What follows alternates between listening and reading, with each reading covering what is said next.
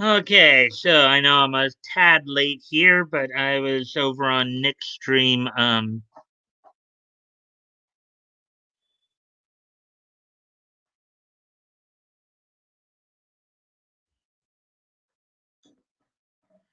No, I'm on Nick's stream trying to get something answered. Um, with that, I know. I guess I'm gonna wait a few minutes before we get started because I know everybody's probably watching election coverage on other channels, of course. Um,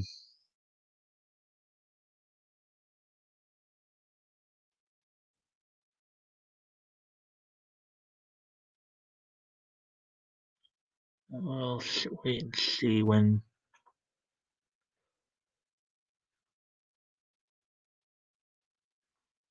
that ready for when we get more people in here. Let's see now.